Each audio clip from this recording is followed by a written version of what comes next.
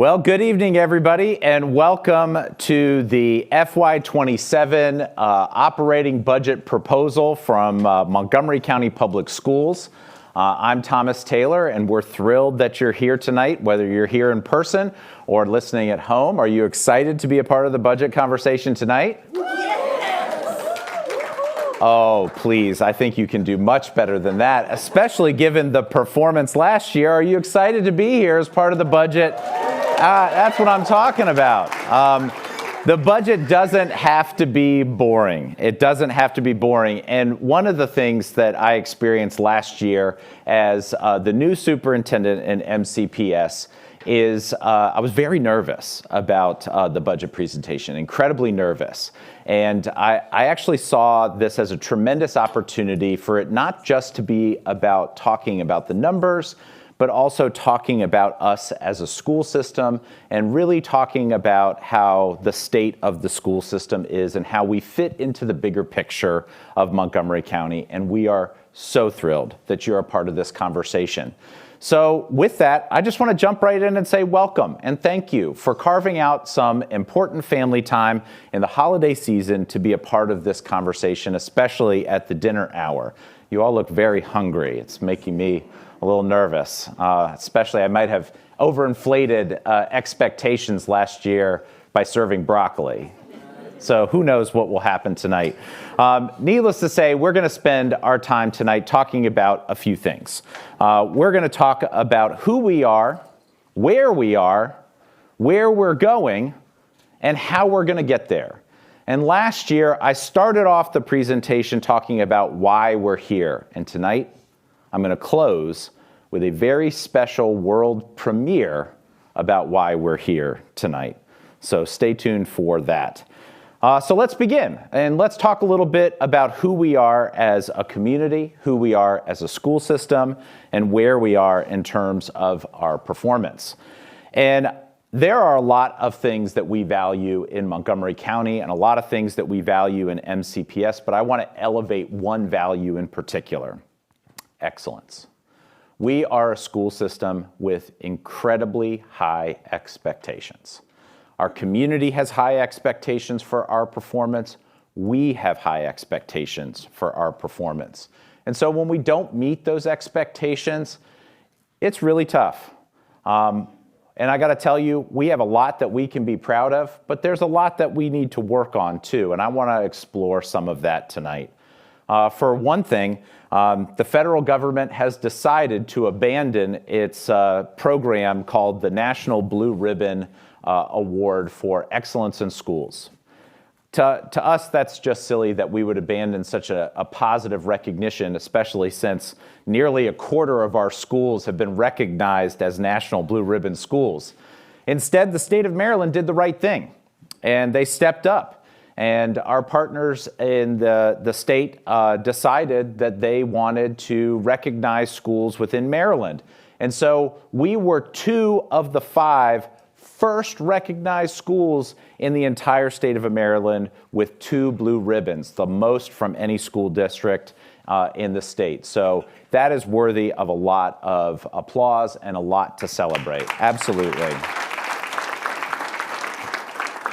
We are so proud that we have 8 of the top 30 high schools in the state of Maryland, but candidly, we think that we should have 25 of the top 30 high schools in Maryland because we have 25 comprehensive high schools in Maryland. There's work to be done. We know that there's work to be done, and we're committed to seeing that come to fruition. The bottom line for our entire community is this: that Montgomery County, not just its school system, but our county values public education and values educators.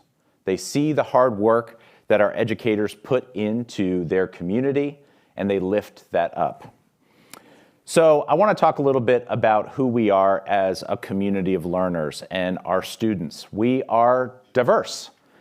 We have been a diverse community of learners for quite some time, but there's an important statistic that I want to elevate tonight, that for the very first time this year, the majority of our staff members in MCPS are non-white.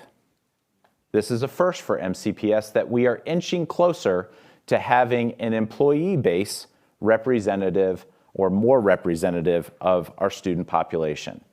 And though I get to claim credit for this because I happen to be the superintendent at the moment, this is something that MCPS has been working towards for many, many years. And I have the benefit of being able to celebrate this moment with you now, knowing that this was years of work and really strong intention behind making our workforce more diverse. There's a lot of other fantastic statistics that you can learn about MCPS, like we drive around the earth 4 times a day in our buses. We have over 100,000 miles of transit every day that we get behind the wheel to transport our students. That's a big deal. We serve millions and millions of meals every day, keeping our students fed and in great condition for learning. This is important stuff. We've also experienced some changes as a community. And most recently, this has probably gotten a lot of attention because it needs and deserves a lot of attention, that our enrollment has shifted dramatically in the last few years. We peaked out at 165,000 students total in 2019. And since then, we've had a precipitous drop. Some of that was due to the pandemic, and then we had a little bit of a bounce back year. But since then, we've been dropping in overall enrollment and gaining in some other areas. We are nearly up 6,000 students who are English learners since 2021. But most recently, this past year, we lost ground. We also have been growing in terms of our farms rate. And we've been growing in the number of students who receive 504 and special education services. These service groups require a different level of investment than other parts of our organization, and we have to be sensitive to that. So with that, it's important to turn our attention to our educators. Now, we have a special group of folks that work at MCPS. Nearly 3/4 of our workforce actually lives in Montgomery County. This is a phenomenal statistic, that over 70% of MCPS employees actually live in Montgomery County. They're taxpayers in this community. They contribute to this community financially, and they also contribute through service. It's a big deal that they've chosen to be a part of this community both as residents and as public servants. And it's important for us that we look at our educator workforce, our support staff, as an investment because we are getting a tremendous and positive return on that investment. So I've got some tough questions. And I showed a similar chart last year which unpacked what the experience is like financially for our workforce, and it's pretty tough. MCPS is not a very competitive school district in the state or even in the region if you have under 5 years of teaching experience or if you are a non-teacher in a support role. It's actually really tough to make ends meet. And so when we hear our workforce talking about the pains and struggles that they're having with our payroll system, or they talk about the concerns that they're having with their health insurance, these are all very real things that have an immediate and severe impact because there is codependency that is required for our workforce in order to live in Montgomery County, and it's painful to see this in print. So this is important to keep in the back of our minds because we have looked over the affordability of what it is like to live in Montgomery County. I introduced a term last year in the budget presentation called ALICE. It's something that the United Way uses to describe folks that have assets but are limited by income constraints. And that absolutely describes our educator workforce. The ALICE limit for poverty in Montgomery County, according to last year's statistics, is $74,800 for an individual. Well, taking a look at this, no first-year teacher makes that money. No paraprofessional makes that money. and our bus drivers don't make that money either. So they are behind and below our community poverty line for Alice just because they cannot afford to meet that threshold. That's something that we have to take seriously, and we have to look at what kind of investment we want to make in our workforce so that they can live and they can thrive in this community, and that it's not just some people that can thrive in this community, but really everybody, especially our public servants. I do want to pause and just say that our educator workforce is not alone.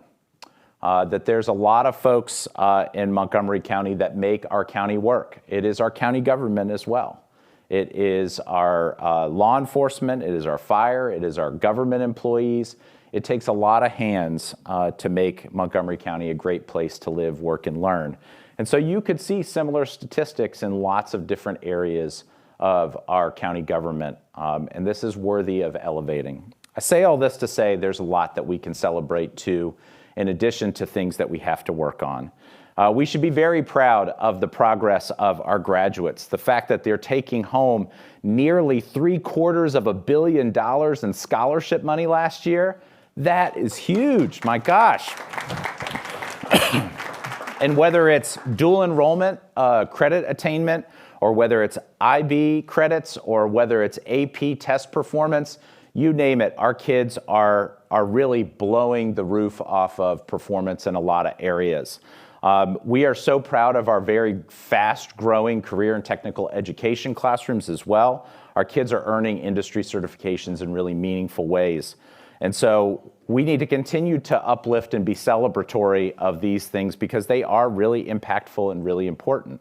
But I don't want to neglect that there's something that is behind all of these successes that needs a lot of attention. And it's our performance on the basics, making sure that we are covering the basics. Now, believe it or not, and this is really painful, even though we've gained in performance over the last couple years, and we really have, we are on the upward trajectory. Thank goodness, it's about time. But we are one of the highest performing districts in the state. And these numbers are terrible. We are the 5th highest performing district in mathematics, and only a third of our students have reached the level of proficiency that they need to be. That's really troubling, not just for Montgomery County, but for the state of Maryland. This requires urgent attention. And even though we're moving in the right direction, there are some other things that are hiding behind these numbers. I want to draw your attention to our Black student and Hispanic or Latino student performance and see how remarkably low this performance is. This is the work at hand. This is the target. This is the focus. And so it is really important that we're here to have this conversation tonight. Something that we've spent an awful lot of time talking about this year is our facilities and the very steep backlog of facility maintenance that we've experienced. This is very troubling information, and candidly, it is going to be a long time until we have fixed this problem. But the best time to fix this problem, and I think we can all agree with this, was probably 20 years ago. The second best time to fix this problem is today, because that's what we can control. We can't fix what happened 20 years ago, but we can fix what we do today, and we can start crafting that plan of how we are going to get ourselves out of this situation. So I have taken the board's direction here and become a little bit of a student of artificial intelligence, and I've asked ChatGPT to take in a lot of information from the internet about our facility condition, about our performance, and I've asked ChatGPT to generate an image of where we are at this particular moment. And I got to tell you, it's not flattering. It's really not flattering. This ChatGPT image of MCPS leaves a lot to be desired. We are certainly not in the most stable position for success, but what I can promise you is that every storm comes to an end.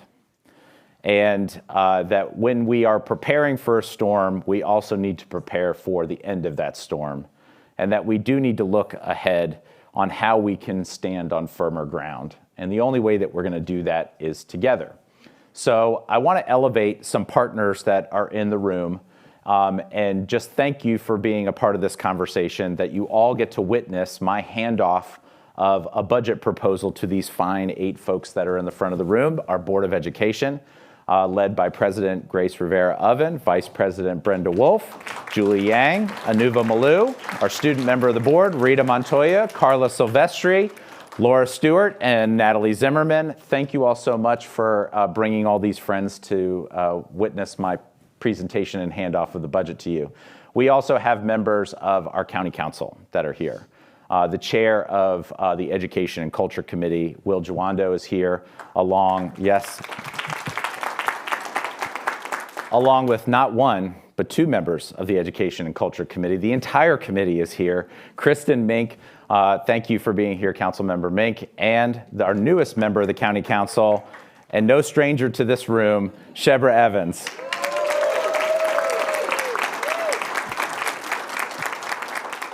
We have our association partner leaders here. Thank you, Mr. Stein. Thank you, Dr. Handy. Thank you, Ms. Morrison, for being here as well. We're thrilled that you're a part of this conversation.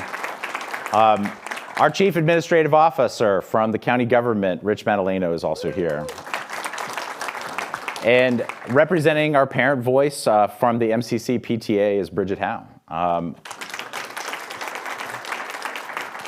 We have my partner in crime here to celebrate some successful news later this evening. Dr. Bridgers from HHS is also here. Thank you so much for being here.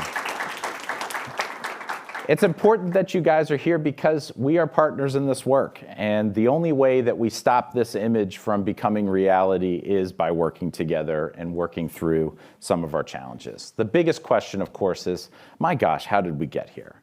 I don't want to spend a ton of time dwelling on this because, candidly, there's not a whole lot that we can do about it, and it may not be worth revisiting a lot of the issues that we've had to contend with, except for the ones that we really do need to address. But I do want to point out a couple of things that have contributed to where we are today. And the county executive had a slide in his budget presentation last year that pointed out how the economics of per student costs had factored over the last decade plus. And when that's adjusted for inflation, what does that look like in real dollars? And I want to point out just a couple of things very, very quickly. The first one is we are not, when adjusting for inflation, spending the same that we did in fiscal 10, which is right after the housing market bubble burst. So we still haven't recovered from the housing market bubble burst in 2009 into fiscal 10. That's a problem. What makes that problem even further compounded is that costs and affordability have escalated beyond inflation since that same time period. So it costs more to do what we do, and we are utilizing less. So quite literally, when you hear teachers and school staff saying we are being asked to do more with less, it is because they are literally being asked to do more with less purchasing power. Even though the dollar figure is going up, it is not keeping pace with purchasing power and with inflation. That's a huge problem. Our facility condition is very easy to understand and explain because we invest the exact same dollar amount that we did 15 years ago. Everything costs twice what it did 15 years ago, and that dollar figure hasn't changed. So there are easy explanations to how we ended up where we are today, and although they matter and those issues are of great concern, we should be focused on what we do from here and how we work to solve that problem. So in response, last year we came up with a very big ask for some very big needs. And our response was to focus on the fundamentals and to really look at what we needed to do to right the ship and to put things back on the tracks. Now, I'm going to be candid with you. We didn't get to everything. We didn't address all problems in the district. Even though it was a big ask, it It still fell short of meeting all of our needs, but we definitely pointed in a very different direction than the one that we were in. And so I'm very proud of us making some adjustments, and we made some bold proclamations that we're gonna stick to about offering a money-back guarantee on the education that we provide, making sure that every child is able to walk into a great school and measured by the Maryland report card, 4 stars or more. You may even see that rallying cry on t-shirts in schools across the county, 4 or more, or 5 stars. They are committed to this mission. Our leaders, our teachers, our kids see the value in having great schools. They know that this is the key to their future. So this is an opportunity to also say thank you. Thank you, council members. Thank you for being supportive and having a lot of trust. It was a broccoli budget. And yes, in case you're wondering what 298 million florets of broccoli looks like, this is what ChatGPT says it looks like. So that was a lot of broccoli that you invested in the school system. And it is noteworthy that we thank you for that investment because it has made a significant difference. And we can't wait to show you the results from this year that your investment made. It showed a lot of trust, and we hope to fulfill that trust. We also did a lot of stuff too, not just budget things, but also regulatory changes to reshape MCPS and point us in the right direction. We made changes to things like grading and reporting, to our code of conduct. The Board of Education adopted a very impressive and aggressive strategic plan set of goals. The folks that are in the audience today have a copy of our strategic plan goals and the accountability tools that go along with measuring it. And the folks that are here today will see that there's even data that has been populated in this tool already. So this is an updated copy of our goals. If you are playing at home, you can look this up online and just go to the MCPS website and type in the search strategic plan, and you'll get this document as well. Additionally, the folks in our audience also have a copy of our annual report, where we share out important data with our community. It is critical that folks know how we're performing and know where we have areas to make some improvements.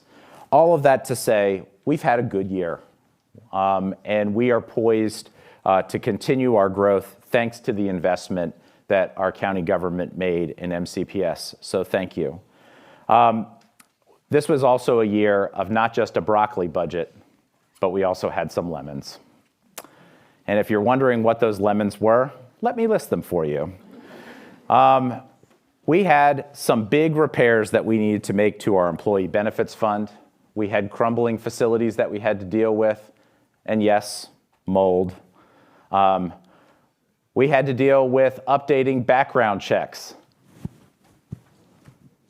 which I have some great news to share with you tonight.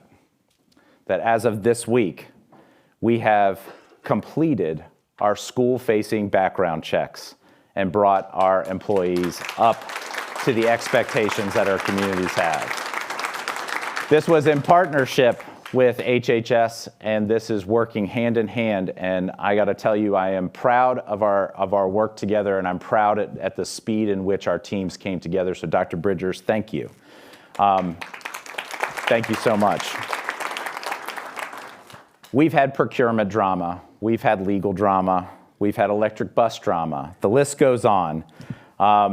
We have also had to deal with some financial and program inequities, and we're working on that. So even though we got to cross one of these lemons off the list, we still have other lemons that we're going to have to deal with in the future.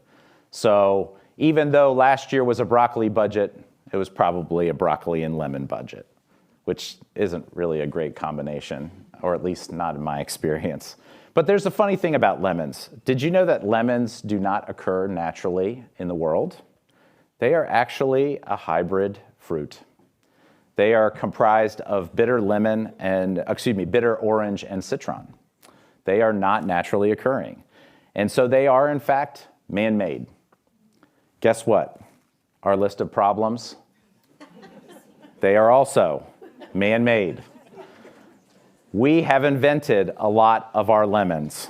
And so we need to create better situations to solve some of our lemons. Perhaps we might want to add one more ingredient, or maybe two, sugar and water. I think that would turn things around for sure. Better systems, better structures, better processes, better accountability will help turn our lemons into a different direction for sure. So the big question for today, and I promise you we will actually get to the numbers part of our presentation. I'll give you a very high level view of our budget, is where we're going. I mentioned our fantastic strategic plan goals that were crafted by our Board of Education, but we're a school system undergoing transformation. And transformation is not easy, it is bumpy. And I gotta tell you, MCPS, even in its worst moments, still has bright spots of high levels of performance and achievement that we can be very proud of. Even though they may seem random at times, we have had really positive movement and really positive improvements even over the last few years when it's felt very much like pulling teeth. We are moving away from those random acts of improvement to a system where we have aligned acts of improvement, and we are moving with intention. That is our focus. That is our plan. That is what this is about. And so our very ambitious goals and our very ambitious approach is all about one thing: making sure that our students are future ready. That when they leave elementary school, they're ready for middle school. When they leave middle school, they're ready for high school. And when they leave high school, they are ready for the world, whatever it brings. And we have a framework for that. We have ambitious ways that we want to focus our energy on improving their academic performance, their social performance. We know that we need to invest in our staff to make sure that they are brought up to the level that they can provide that support. And we need to hold ourselves accountable. In your strategic plan document that is here today and what you can find online, there is a scorecard where you can literally hold us accountable and keep track of our performance. We feel like this kind of accountability is essential. And which brings me to a different approach that we have been talking about now for a year. Investing in a way that we see a return on our investment with intention. And so we have a framework for that too, where we are selecting areas to invest in with goals and objectives and metrics that we are measuring up front, not afterwards. So that we have great intention behind each action, that we're reflective of the things that we see and the results that we get, and that we are not afraid to make a change when something isn't working the way that it's supposed to work. This takes courage, and this takes discipline. And although there is no lack of courage in this room and no lack of discipline in this room, sometimes that courage and discipline fades when we leave this room. So it really is up to us to hold each other accountable for some of the tough decisions that may come ahead. We do have a strategy, a very heavy lift of a strategy. And it begins with aligning our instruction to the written curriculum, the assessed curriculum, the taught curriculum, how we evaluate our staff, and what type of our professional learning takes place, all needs to be aligned. Guess what, friends? Right now, it's not. Some parts are, but not all of it is. There's a lot of room for improvement, and we all have to level up, and that includes me too. So our Board of Education has given some pretty firm direction on what they wanted to see in this budget. And this is where we're getting to the numbers part. They wanted to see investments in mathematics and ELA. They wanted to see class size reduction. They wanted to see training and support for our staff. They wanted to see safety and security as a continued investment. They wanted to see mental health and well-being prioritized. They wanted to see that our special populations were receiving the support that they needed, that our service areas were getting that additional support, and that we were making an effort in earnest to close performance gaps and opportunity gaps. Well, I'm delighted to say that this budget definitely brings forward these ideas and brings them into reality in this proposal. So for some folks, don't worry, I'm not going to sing. For some folks, they may see MCPS like their beast of burden. They may see the MCPS budget like it is something too big. The reality is that, and I don't want to sound like a broken record here. All right, guys, you can cut the music. I don't want to sound like a broken record here, but we are the economic engine that drives Montgomery County. And so an investment in MCPS is an investment in Montgomery County's future. This is not a budget of cake. This is not a broccoli budget, but this is your vegetable salad budget. You're not going to see grilled chicken. You're not going to see grilled shrimp. You won't see salmon. You probably won't see a lot of salad dressing either. But you will see a hearty investment in the things that are good for you. And a fresh garden salad can make all the difference in your disposition and your nutrition.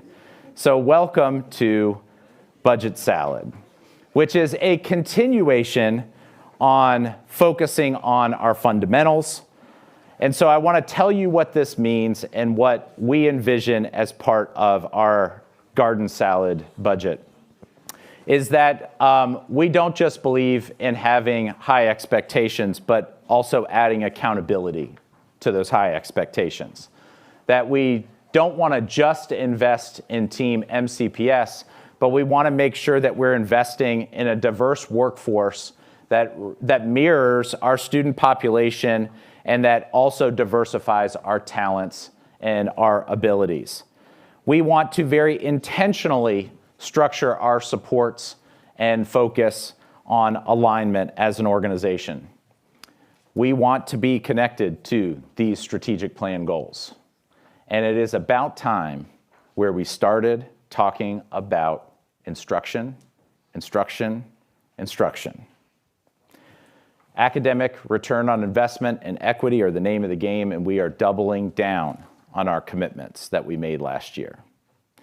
So, with that, I think I need a little bit of help.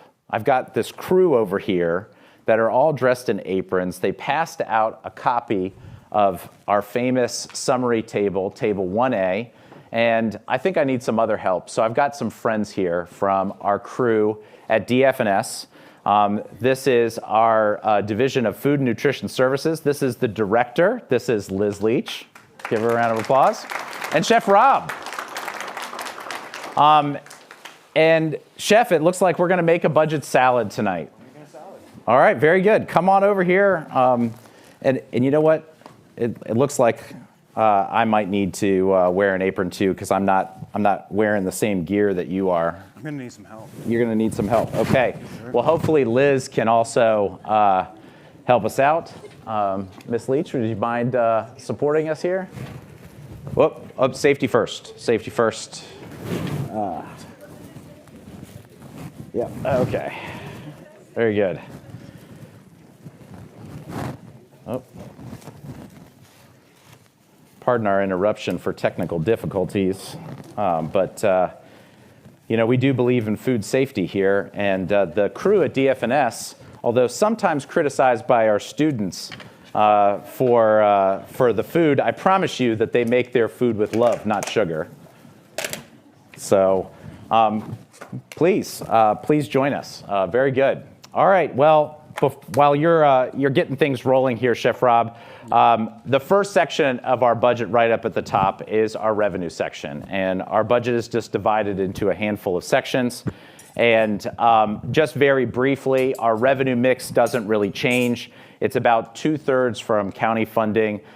There is a reduction in our federal funds, and a little over a quarter are funded by the state. The breakdown looks an awful lot like this in our proposed budget. We'll dive into some of these numbers momentarily. The next big section in our budget is the broccoli. It is a change in our base budget. And this is worth talking about because this is something that we did last year and something that we will continue to do as we revisit through zero-based budgeting our internal services. We were able to find contracts that were redundant, and so we reduced them. We were able to find functions that are less of a priority in our shrinking enrollment environment and things that were more of a priority. So we made some adjustments, and I think that this is a critical part of who we need to be moving forward, recognizing that these are tough economic times, that we have to be willing to look internally before we look externally for support. So with that, and I see, Chef, you already put this in here, there were 11 and a half pieces of broccoli that we were going to add to our budget. That's representative of $11.5 million. So thank you for adding the broccoli to our budget. The next section of our budget is our non-discretionary expenditures. Now, our non-discretionary expenditures are the things that are either required by law, required by statute, required by policy, required by regulation, or required by contract. And the very first part of this is the biggest part of our budget, and it is our contracts. We are a system of people, not things. Almost 9 out of every $10 in the MCPS budget is salary and benefits. And of our request, 78% of our requested increase is tied to salary and benefits. And so let's take a look. We've got $180 million worth of compensation and benefits in our contracts that we'll be adding. So, Chef, how do we want to do this? Well, I got to start with 116 leaves of lettuce. Oh, very good. Yeah. All right, go for it. And so the reason he's only putting 116 in there is because we're backing off $70 million for what we call lapse in turnover. So this is not the full picture. Not going to go in. It's not going to go in. We're going to put it off to the side. And the reason we're putting off to the side is because of something that we candidly should stop doing. Lapse and turnover should be reduced every year. We made an effort to reduce it last year, and it was one of the last things that got pulled out of our budget before it became final. And effectively, this is double budgeting for the same dollar, counting on the fact that not every dollar is going to be spent by filled positions. And for us, it would make better budgeting sense if we reduce this every year. Not in the cards for us this year. I'm sorry. Sorry, Chef. No more lettuce in this budget. That's how it goes. It does look like we get to add some kale, though. A little bit of kale, 3.7 leaves of kale that represent our stipends and additions to our working conditions. That is a very hardy, green, leafy vegetable.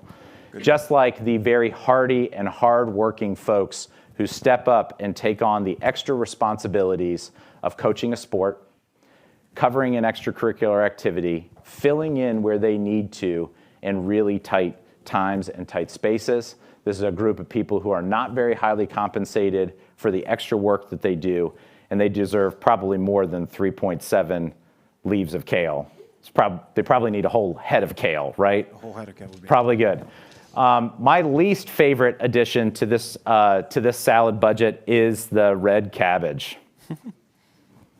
I guess it's technically purple cabbage, but okay, all right. I know we need to, and I know it's good for you, but it's not my favorite. We're adding 40 strips of, is it red or is it purple? What do you prefer? I would say it's probably purple. I'm going to go with purple cabbage. I know it adds color and dimension, and I know we've got to do it, but much like our employee benefits plan, I'd prefer my salad without it.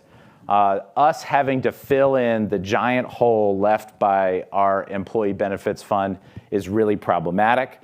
This is a 160 leaf problem that we really will take several years to solve, and it will not fix itself. It requires investment.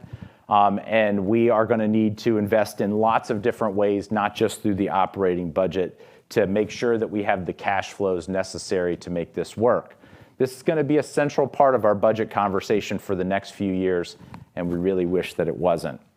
Okay, so just to take a pause for our friends who are playing at home, just salary and benefits. I want to add it all up so that you kind of know what's going on. We didn't talk about the pension shift that happened last year and what we're predicting is going to happen this year, but the state's responsibility for pension is being reduced and is being shifted to the localities. We did find out that this sits on our county books, not on our school books. So this is something that actually comes out of our budget, but it still is money that needs to be paid and needs to be figured out. And so this does factor into our conversation on employee salary and benefits. So where we are today, right now, our running total in the back of your mind is $139.7 million above what we spent last year. So are we ready to continue to build this salad? I sure hope so. Okay, all right, it's about to get good. Tomato time. We should add for staff. Hold on a second. If you're doing the math with me right now, Chef, you're going to see that we would add 35 halves of tomatoes, but the very next line shows a reduction of 57. So it looks like we don't add any tomatoes. As a matter of fact, I probably am owing 12 tomatoes in this arrangement. One of the biggest things that we need to adjust for in declining enrollment is the change in staffing. And our current guidelines, if we were to just follow our current guidelines, would represent a huge reduction for the 5,000 student reduction that we've experienced over the last 2 years, that it would be a $57 million reduction. We think that this is an ideal opportunity that we can't let go to waste, and that this is an opportunity to address class size at the same time as addressing our staffing needs. And so we are recommending, as part of this process, that we repair that by creating new staffing standards that actually help to reduce our class size. And so this is a big investment in that space. So sorry about the tomatoes. Looks like we got something else coming down here. Now let's talk about carrots. Another big change that happened from the state was the requirement in the shift of who's responsible for special education private placement. It looks like 6.5 strips of carrot get added. You're just doing them one at a time. I like your style, Chef. That are representative of a really significant change in how we finance special education private placements. These are our students who have really deep needs and really need a lot of support. The financing of this was just very different than it was just a couple of years ago. We are a school system, and with that, we do a lot in the teaching and learning space. So curriculum is at the top of our minds all the time, making sure that we not only have great curriculum, but that we're providing professional development and support for that great curriculum. So we've got some edamame. 6.3 edamames, and I see that you cut one of the edamames to be a 0.3. Nicely done, Chef. I appreciate that. I appreciate it. I got to tell you, we're looking very light on the toppings, Chef. This is very troubling. But we have big changes coming down the road in mathematics curriculum, and so we have to be sensitive to that. Operations is a huge place where we need to continue to invest. We made really life-changing investments in our facilities management last year, but we need to continue. One thing that we can't control are our utility bills. We are projected to see an inflationary rate increase totaling $3.7 million just in utilities. But we also know that something else is happening right now. Gas prices are actually low. So as a consequence of that, we should adjust our budget both ways, not just going up, but also when we are going to realize a savings. So it looks like we're 2.6 peppers. Just the strips, not the whole peppers. Just the strips, not the whole peppers. Okay, you guys are stingy. I see how it goes. All right. Yvonne Alfonso Windsor, our CFO, probably really appreciates that. Also added to our list is a big investment in our finance, human resources, and technology teams. Now, this is masking some things because some of this is a transition from something that was once federally funded and that federal funds no longer exist in that space, and planning for those federal funds to be expended locally so that we don't lose the service. We also have big needs in our MPIA area. The number of MPIA requests that MCPS has received since 2021 has nearly doubled. And so providing the support so that there are timely MPIA responses is a community priority for us. We are vulnerable to cybersecurity threats just like any large organization, and we need to plan ahead so that we don't fall victim to them. And so making sure that we have the team in place to address these things is of critical importance. So it looks like we're going to be adding some cucumbers, 9.2 of them. All right, they're not sticking together. I see that. Very good. Thank you so much. Another big section of our budget and something that we've invested in significantly over the last several years is the blueprint for Maryland's future. And so this year we're going to be adding 3.4 blueberries to our budget to add a little bit of sweetness. The blueprint has some very ambitious goals for us. The pillar number one, which is an investment in early childhood, I contend is one of the best investments that can be made in public education. And you'll see that we're a little light on our investment in early childhood this year. Some of this is affordability. Some of this is also our big push and our goals to make bigger moves later on in East County with some pre-K availability. But our bigger investments is actually coming in the space of college and career readiness, where we are anticipating an increase in dual enrollment, as well as not just participation, but also the fees and tuition. And we do share in that responsibility. So thank you for adding our 3.4 blueberries for the Maryland Blueprint. Now onto the fun stuff and the end of our budget, the discretionary section. These are the things that we have some choice in and that we have some flexibility in. And these are areas that we can also see the most innovation and the most advancement for the school system. These are really ways to elevate. Last year, we made a really significant investment in differentiating resource allocations for materials and supplies. We also started a little bit of a fund that we want to double this year to provide menstrual supplies in all of our schools and making sure that our restrooms are fully stocked and have the resources that they need and that they're high quality. So we've got some croutons that we get to add to this, 1.3 croutons. That is not a lot of crouton to go for that size of a salad, but I think you're starting to get the metaphor, right, Coach, Chef? Thank you. We get to welcome some tomatoes back into the mix. One of our bigger investments that we're proposing this year is to add staff in special education, specifically at the elementary level, in the form of resource teachers. So we are looking, since we took away 12, we are, you got to help me out with the math here. We've got 16.4 plus 3 supports, so that's 19.4 minus 12. It looks like 7.4 cherry tomato halves that we're going to add, right? We have that. We have 4.5 there. Okay. Oh, 3 there. Oh, thank you, Ms. Leach. Appreciate it. All right, very good. Finally, some tomatoes make it into the mix.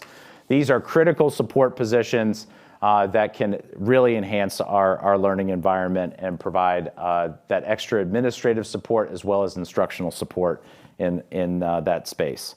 We're getting to the end here. We're down to just a couple ingredients.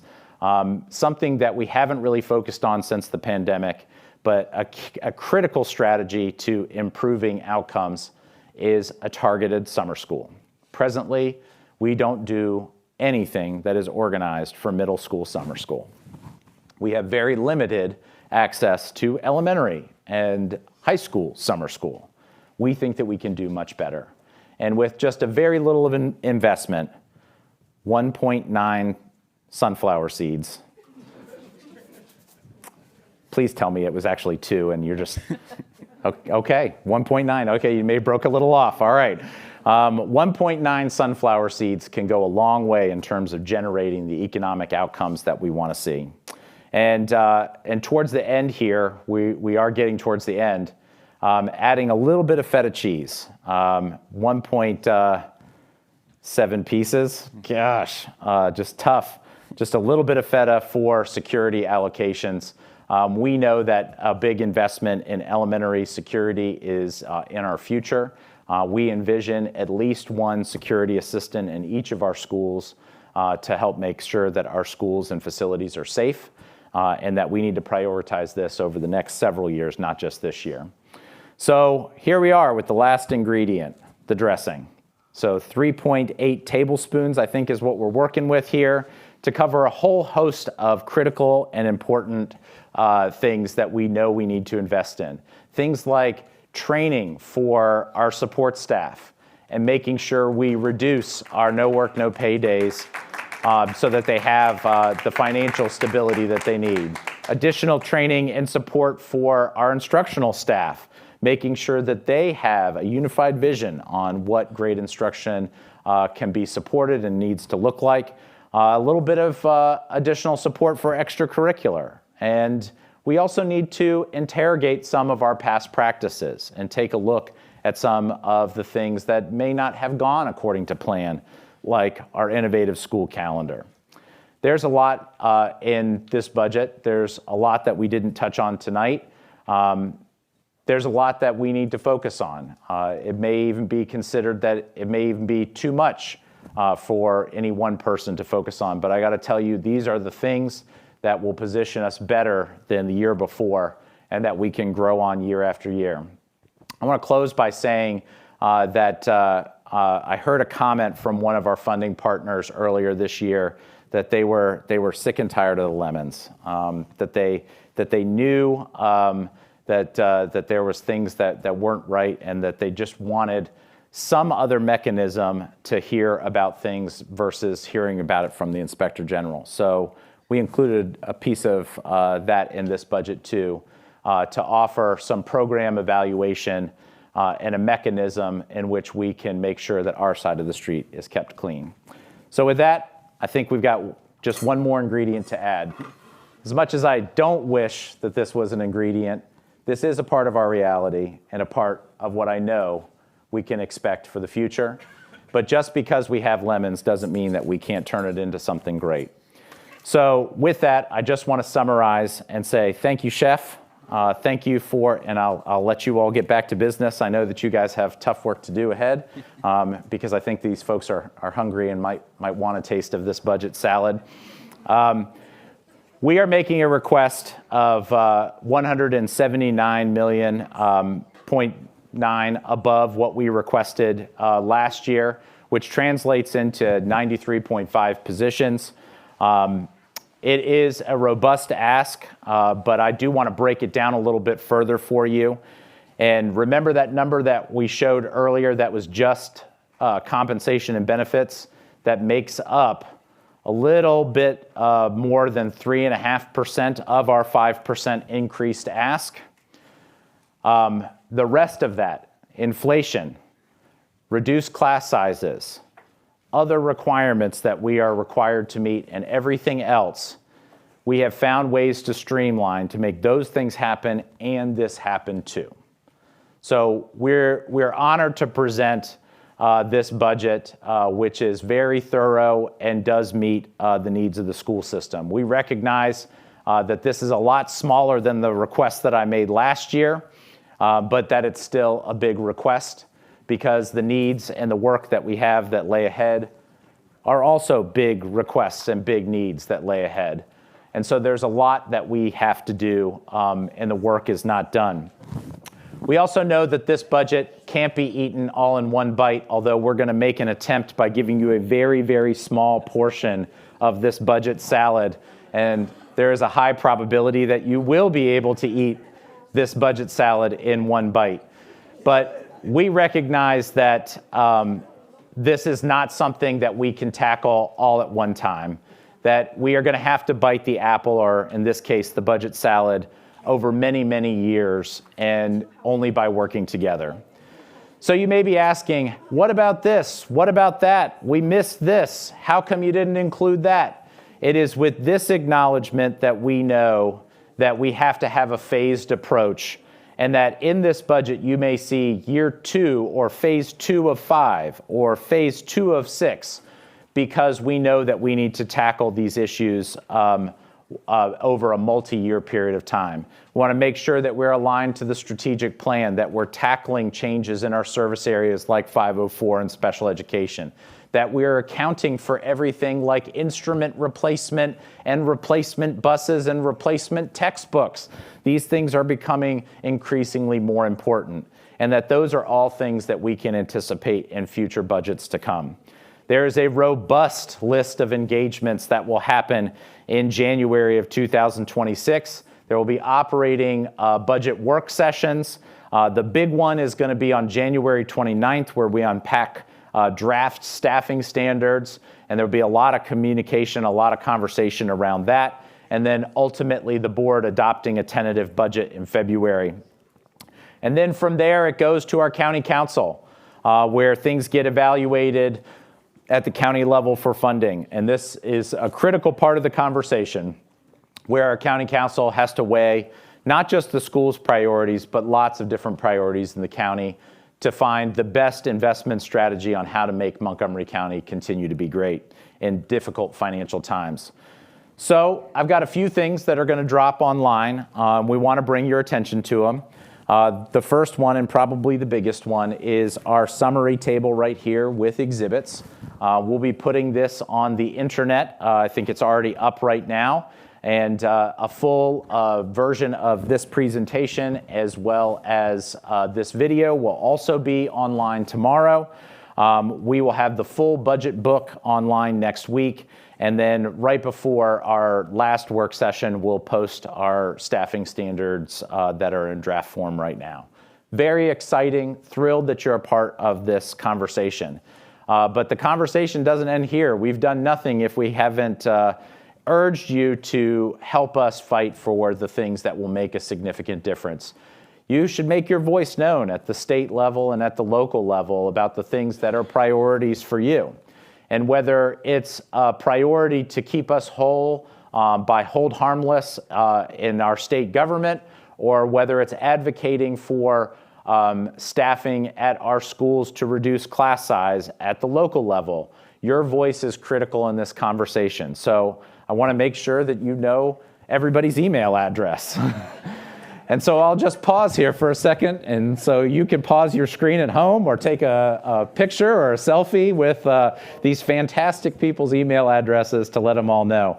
And again, it's not just our local county council who did a fantastic job of supporting us last year, but it's also our state delegation. Our state legislators are tremendously influential in how we're funded as a school system.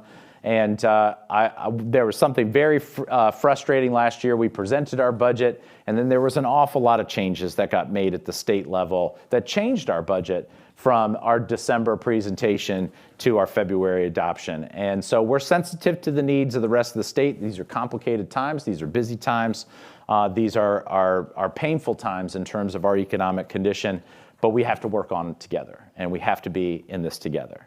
So, as I promised, you have your budget salad that is lightly dressed with very few toppings, which hopefully is a great metaphor for the MCPS budget that we're proposing today.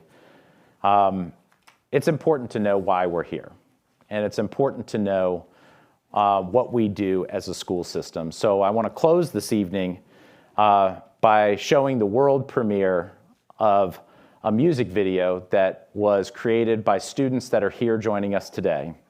So students from Northwest and Roberto Clemente, if you guys could please stand.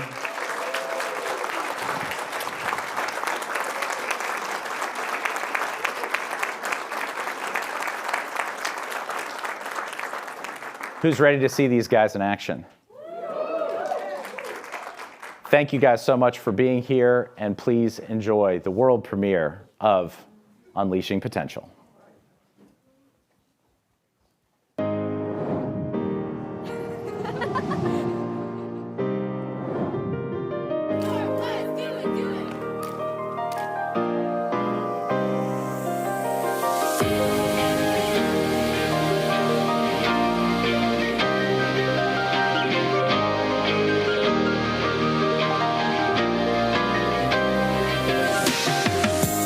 Even if my day goes bad,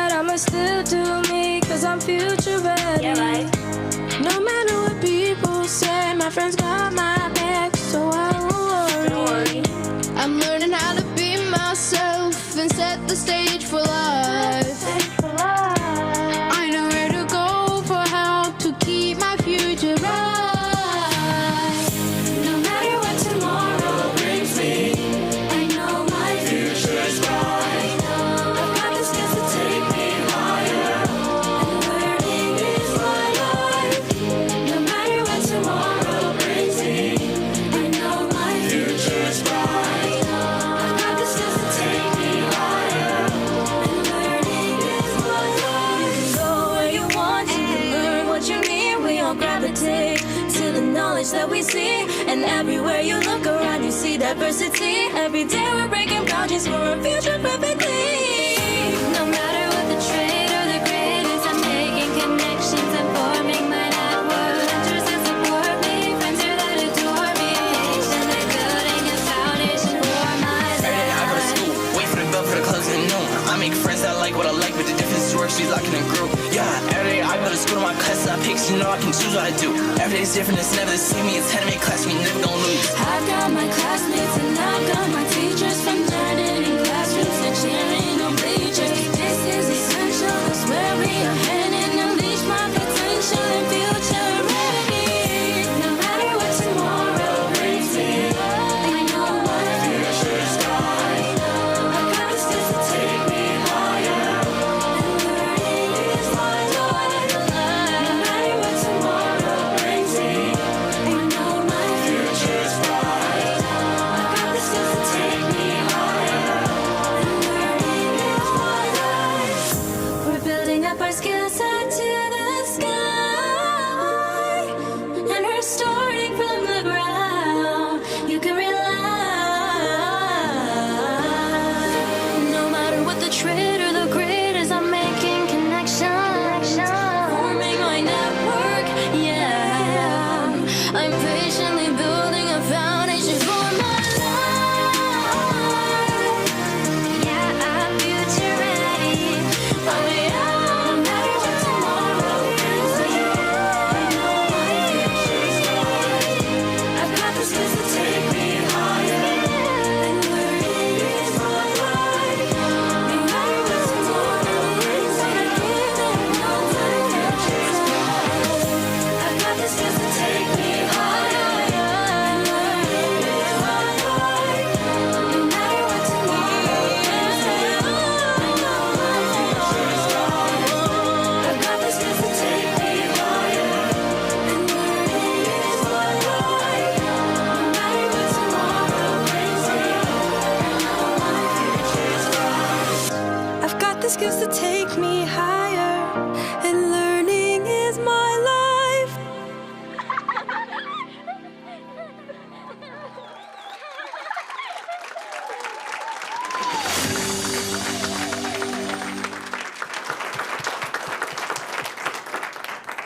Wow. Fantastic job, guys. You inspire us to be better for you. Thank you so much for being here tonight, and congratulations on your rock solid music video. Let's give them another round of applause.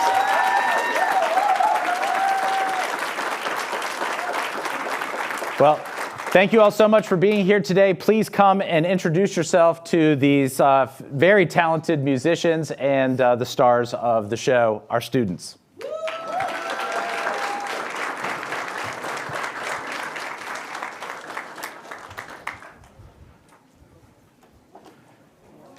Great job.